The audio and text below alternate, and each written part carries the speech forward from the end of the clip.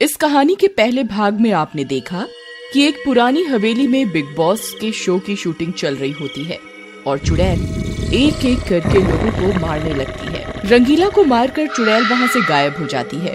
उधर सुबह के समय रंगीला को अपने पास ना पाकर गुड्डू उसे ढूंढने लगता है। ये चिरकुट रंगीला कहीं भी गायब हो जाता है। एक बार अपन के हाथ आ जाए ना तो आज इसकी आशिकी निकाल देगा अपन। जीना जान के पीछे पड़ा हुआ इतने दिन से। रंगीला, ओ रंगीला, कहाँ है रे? गुड्डू की आवाजें सुनकर बाकी के लोग भी वहाँ आ जाते हैं। अरे क्या हुआ गुड्डू भाई, क्यों आवाजें लगा रहे हो? क्या हुआ? अरे यार तांत्रिक, तू जास्ती मच मत करना। एक तो अपना चेला सुबह से मिल नहीं रहा, ऊपर से तू। ओहो, तुम भी ना गुड्डू बहुत जल्दी गुस्सा करने लगती हो। देखो कहीं जीना जान के कमरे में ना हो। कल वो रात में जीना जान के कमरे में जा रहा था, मैंने उसको जाते हुए देखा था। पूनम की बात सुनकर चारों जीना जान के कमरे की ओर जाते हैं और दरवाजे को खटखटाते हैं, लेकिन कोई दरवाजा नहीं खोलता। लगता है दोनों अंदर ही सो गए हैं रे। ए गुड्डू, तुम दरवाजा तोड़ दो रे, जरा हम भी तो देखें कैसे सो रहे हैं रे। राकेश गन्ना की बात सुनकर गुड्डू दरवाजे को तोड़ देता है। फिर चारों कमरे के अंदर चले जाते हैं। अंदर दोनों की सर कटी और जगह जगह से कटी फटी लाशें पड़ी होती हैं। हे भगवान, ये सब क्या है? ये सब किसने किया? इनकी लाशें देखकर तो लगता है जैसे किसी जानवर ने इन्हें नोच नोच कर खाया हो। ये क्या है? मैंने तो अपनी पूरी जिंदगी में ऐसा कुछ भी नहीं देखा रे। ये सब क्या हो रहा है रे? तभी उन दोनों की बातें सुनकर गुड्डू को गुस्सा आ जाता है। अरे तुम दोनों जमूरे चुप करो, नहीं तो मैं अभी मार दूंगा यही तुम दोनों को। एक तो अपन का दोस्त मर गया, तुम दोनों यहाँ शान पत्ती में लगे हुए हो। चुप रहने का बिल्कुल। वैसे भी जब पूनम और जीना का झगड़ा हुआ था तो ये पूनम कह रही थी कि ये जीना की जान ले लेगी। तुम ये क्या कह रहे हो गुड्डू? किसी को गुस्से में कुछ कह देना और उसकी जान सच में लेने में फर्क होता है। जीना कैसी भी हो, लेकिन मैं उसकी जान कभी नहीं ले सकती, तो प्लीज ऐसे आरोप मुझ पर मत लगाओ। वे दोनों आपस में बहस कर ही रहे होते हैं कि तभी स्वामी छुट्टन बोलता है। तुम दोनों चुप करो, मुझे इस कमरे से कुछ अजीब सी तरंगे महसूस हो रही हैं, जैसे यहाँ हमारे अलावा भी कोई है। क्या क्या क्या स्वामी जी, कुछ भी? अरे यहाँ हम चारों के अलावा कोई नहीं है रे, और हम ही चारों में से किसी ने इन दोनों को जान से मारा है रे। नहीं राकेश, मेरी विद्या कभी गलत नहीं हो सकती। यहाँ पर कोई है। छुट्टन जोर से चिल्लाता है। जो कोई भी है सामने आओ। मुझे पता चल गया है कि तुम यहीं हो और हमें छुप कर देख रहे हो। सामने आओ। तभी चुड़ैल उनके सामने आ जाती है।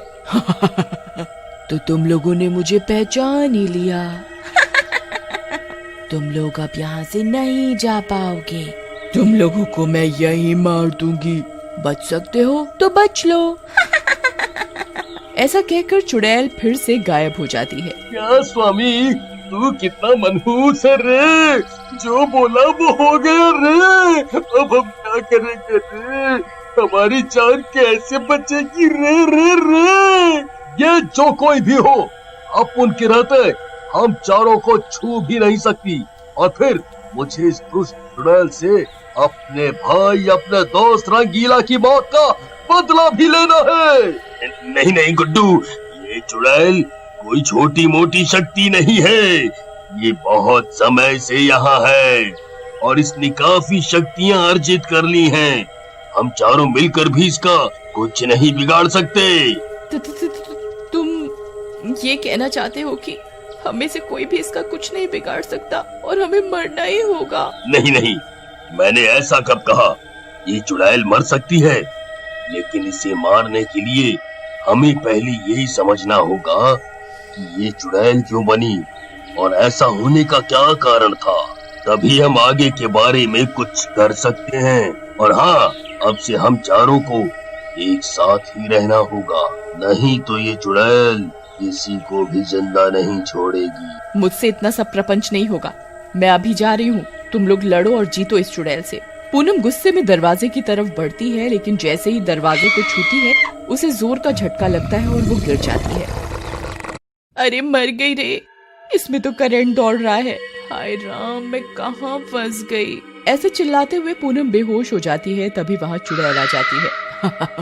मैंने बोला था ना तुम सबसे कि तुम लोग यहाँ से नहीं भाग सकते, लेकिन तुम नहीं माने। तुम लोगों की मौत तो तय है, बस अगर आराम से रहोगे तो मैं तुम्हें ज्यादा तड़प पाऊंगी नहीं। अब ले जाओ इसे, मैंने अभी इसे सिर्फ बेहोश किया है, शिकार बाद में करूंगी। मैंने कहा ना, यहाँ हम इस चुड़ैल का कुछ नहीं बिगाड़ सकते, हमें मिलकर ही कुछ करना होगा। अब उठाओ इसे और ले चलो कमरे के अंदर। भूख लगी है रे, किसी को कुछ खाना है रे, मैं तो जा रहा हूँ, तुम लोग भी आ जाओ रे। लेकिन सभी लोग मना कर देते हैं।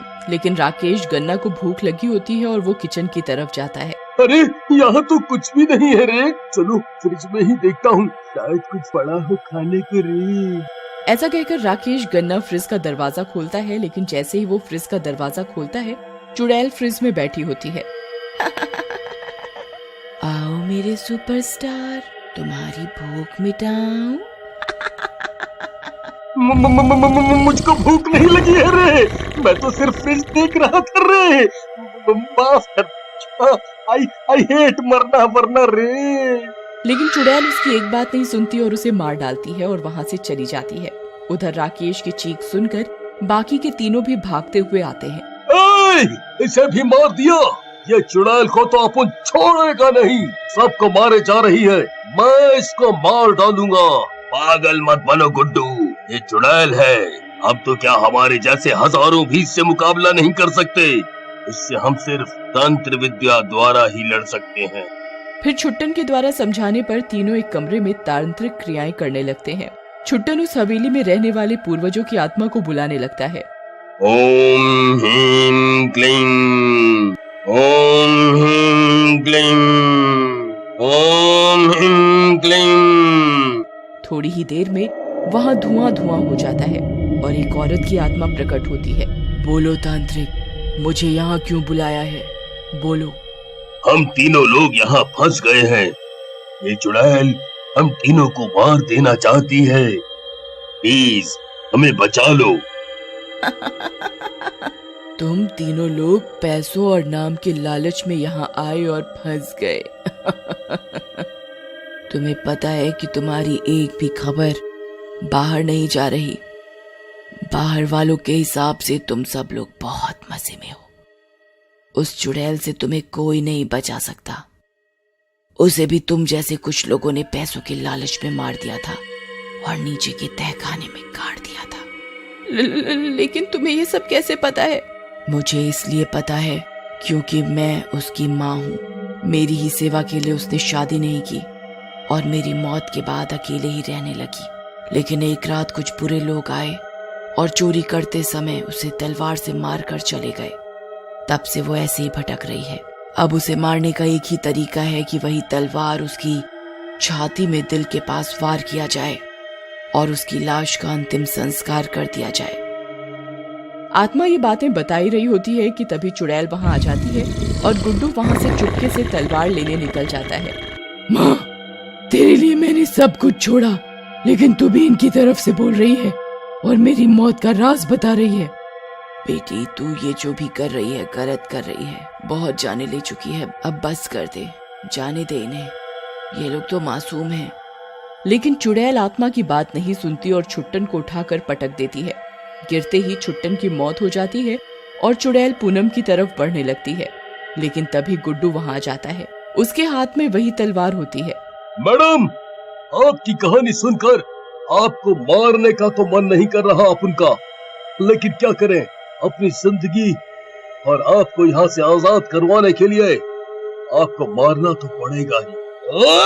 ऐसा कहकर गुड्डू तलवार चुड़ैल के दिल के पास मार देता है और चुड़ैल मर जाती है। उसके बाद वो उसकी लाश जो कि तहखाने में थी जला देते हैं और चुड़ैल की माँ वो हवेली गुड्डू और पूनम को दे देती है।